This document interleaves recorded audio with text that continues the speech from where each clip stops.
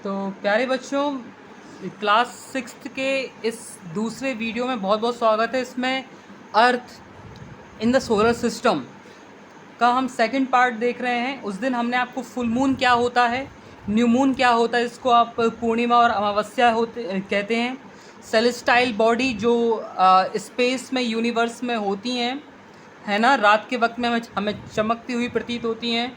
वहीं मैंने आपको एक बात बताई थी कि मतलब वीनस जो है वो आ, वो एक तारे के जैसा हमें दिखता है। कभी आप देखें जब सन जिस तरफ डूब जाता है वेस्ट में, उसी के ठीक 15-20 मिनट बाद अगर आप आकाश में देखें तो आपको एक तारा दिखेगा जो टिमटिमाएगा नहीं, बल्कि वहाँ पे बिल्कुल एक टॉर्च के जैसे लगातार जलता रहेगा, आपको अपनी रोशनी देता रहेगा। उसको हम इवनिंग स्टार कहते हैं।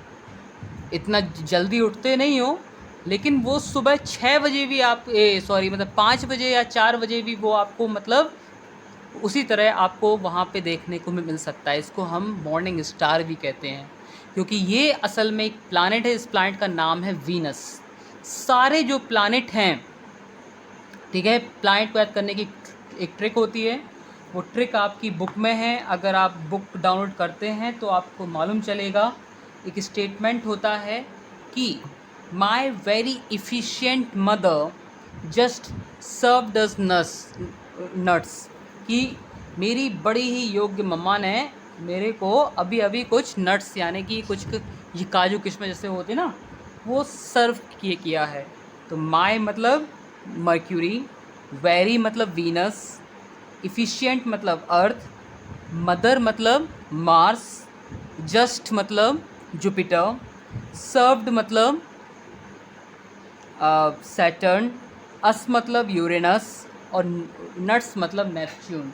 तो इस तरह से आप इस चीज़ को याद कर सकते हो, ठीक है। इनका पैटर्न याद कर सकते हो इन 8 प्लैनेट्स का। इसी तरह से एक प्लूटो प्लैनेट था। मैंने होमवर्क दिया था कि मालूम करके आना कि अब वो प्लैनेट क्यों नहीं है। किसी ने भी होमवर्क नहीं किया। साथ ही मैंने आपको कुछ वर्ड्स बोले थे, उनके बारे में सिंगल स्टेटमेंट लिखना है। कंस्टेलेशंस, ठीक है। कंस्टेलेशंस का मतलब होता है तारों के द्वारा आकाश में बनाया जाने वाला एक पैटर्न। तारों के द्वारा आकाश में बनाया जाने वाला एक पैटर्न कंस्टेलेशन कहलाता है। उसी पैटर्न में कुछ नाम बड़े ही मशहूर हैं, जैसे कि ग्रेट बियर, अर्सा मेजर या अर्सा माइनर, ठीक है, ओके। इसको आप सप्तऋषि भी कहते हैं। इसकी सीध में आपको, है ना, ये एक पैटर्न बन रहा है। इसकी ठीक पूरी सीध में आपको मतलब पोल स्टार मिलेगा। आप इस तरह का हाथ बना के आसमान में देखो, वो मतलब हिचकी मूवी में दिखाया गया है। तो आप पोल स्टार को गैस कर सकते हो कि पोल स्टार कहाँ है। तो ये बोलते हैं कि प्राचीन समय में जब लोगों को रात में ट्रैवल करना होता था तो वो पोल स्टार यानी कि ध्रुव तारे को देख के ट्रैवल किया करते थे। समझ रहे हो, है ना, कि मतलब वो आसमान में इस टाइप का वो बनाते थे, ठीक है। एक बहुत ही फेमस मूवी है, पता नहीं आपको कभी मिलेगी कि नहीं मिलेगी, हैरियट टबमैन। ये अमेरिका की एक क्रांतिकारी थी जिन्होंने अमेरिका में जो स्लेव होते थे, ब्लैक अफ्रीकन अमेरिकन्स होते थे, जिनके ऊपर बहुत प्रताड़ना या सताव हुआ करते थे, उनके लिए वहाँ पे उन्होंने बहुत प्रयास किए। अंडरग्राउंड रेल रोड की मदद से उन्होंने 1000 से ज़्यादा लोगों को साउथ पार्ट ऑफ अमेरिका से, साउथ पार्ट ऑफ यूएसए से नॉर्थ पार्ट ऑफ यूएसए और कनाडा तक भागने में हेल्प करी, ठीक है। तो उस समय तो वो कंपास वगैरह जैसे टूल्स नहीं थे उनके पास। तो जब वो पहली बार भागी तो उनके पापा और उनके मतलब पास्टर ने उनको बोला कि आप सिर्फ रात का मतलब पोल स्टार टैली करना, क्योंकि अल्टीमेटली अगर आप कभी मतलब वर्ल्ड मैप देखो तो कनाडा जो है वो यूएस के नॉर्थ में है ना। तो इसीलिए जब वो मतलब भाग रही थी मतलब साउथ से लेक्सिंगटन वगैरह से, तो वो मतलब फिलाडेल्फिया नाम की जगह भाग रही थी जो कि नॉर्थ में थी, ठीक है। तो वो मतलब पोल स्टार का मतलब पीछा करती थी। इस प्रकार से वो हाथ मतलब आकाश में बनाती और भागती जाती, ठीक है, नॉर्थ तरफ ठीक है।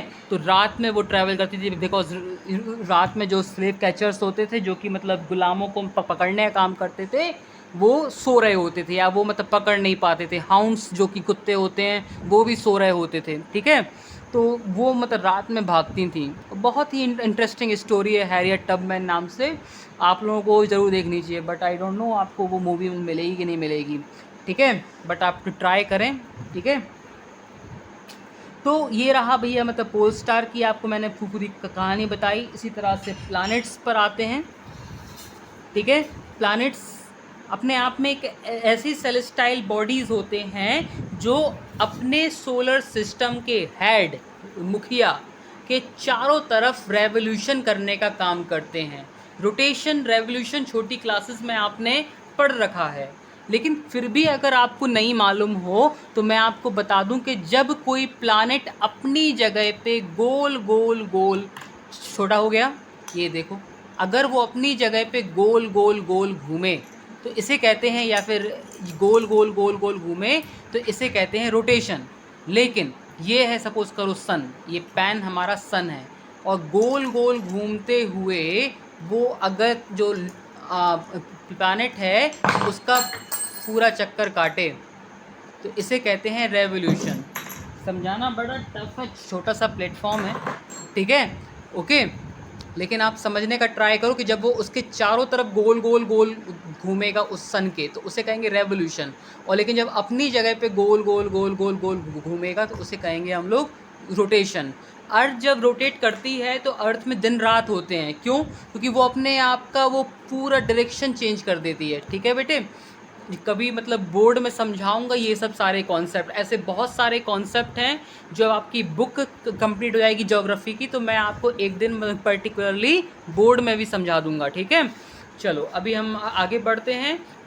उसी तरह से रेवोल्यूशन के कारण मतलब मौसम चेंज होते हैं, दिन अपना ठंड, बरसात, गर्मी, ग्रीष्म ऋतु, ये सब चीज़ें आती हैं, ठीक है। तो प्लानेट जो होते हैं अपनी सोलर फैमिली के सन का चक्कर काटते हैं। समझ में आ रहा है आपको ये बात अच्छे से, है ना? तो इनको हम प्लैनेट्स कहते हैं। देयर आर 8 प्लैनेट्स, और कुछ ऐसे प्लैनेट्स हैं जिनका सेटेलाइट नहीं होता है। अब भाई सेटेलाइट क्या चीज़ है? सेटेलाइट जो होते हैं वो प्लैनेट का चक्कर काटते हैं। सर बहुत कंफ्यूजिंग है। अरे बेटा, सन का चक्कर काटते हैं प्लैनेट, और प्लैनेट का चक्कर काटते हैं उसके मून्स यानी कि सैटेलाइट्स। जैसे अर्थ का मून क्या है? मून, यानी अर्थ के सैटेलाइट का नाम क्या है? मून। उसी प्रकार से मतलब मार्स के सैटेलाइट का नाम है फोबोस और डीबोस, ठीक है।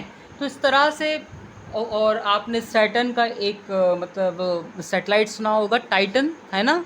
एवेंजर मूवी में तो सुना ही होगा, अगर इंग्लिश में देखियो कि दोबारा मेरे पेट पर टाइटन फेंका तो तुम्हारी खैर नहीं, है ना?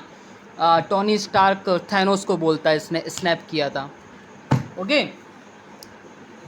मूवी देखा करो बेटा लोग। आगे बढ़ते हैं। तो आप सैटेलाइट को जान गए। यहाँ पे कुछ इंटरेस्टिंग फैक्ट बताया गया है कि जुपिटर, सैटर्न, यूरेनस के चारों तरफ रिंग्स हैं।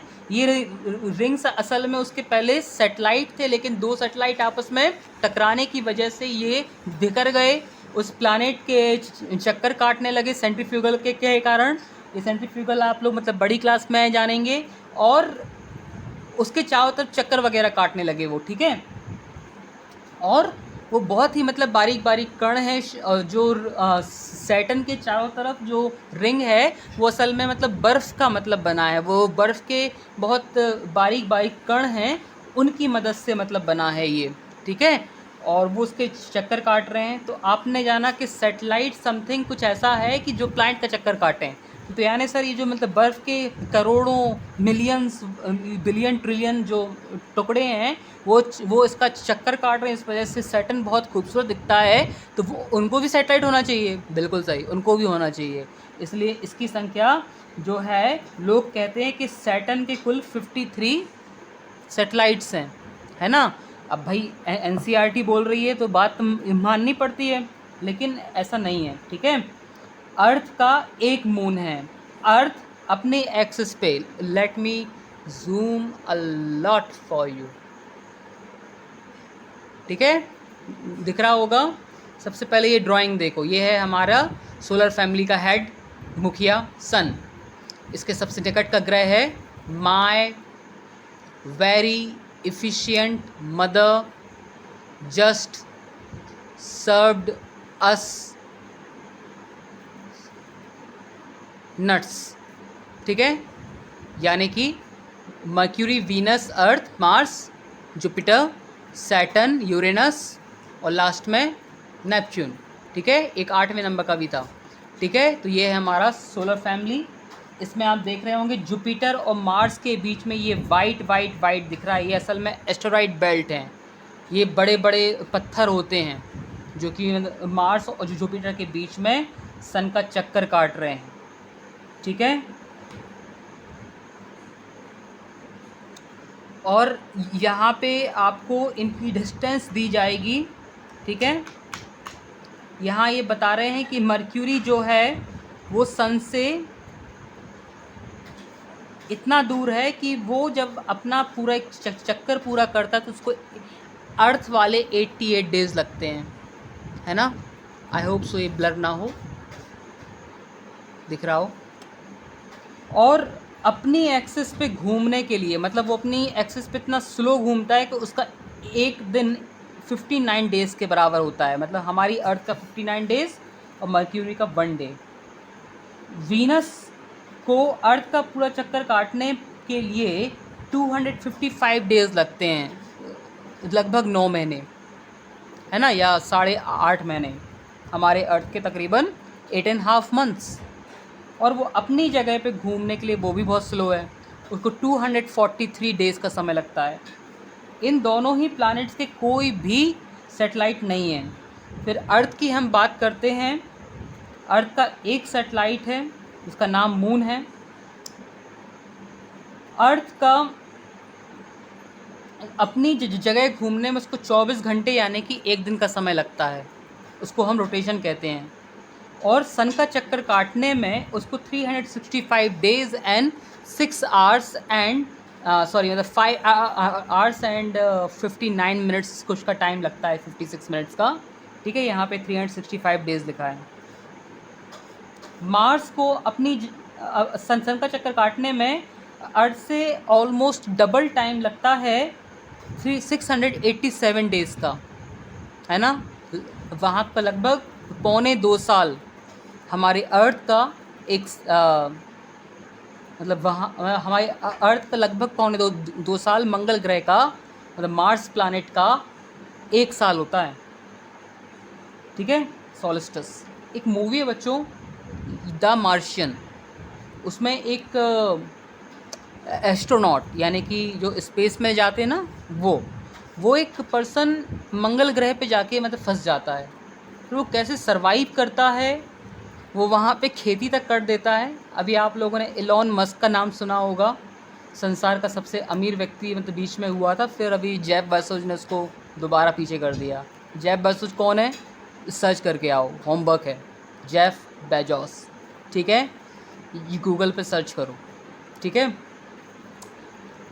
अर्थ, मार्स हो गया, ठीक है। मार्स के कुल 2 प्लैनेट हैं।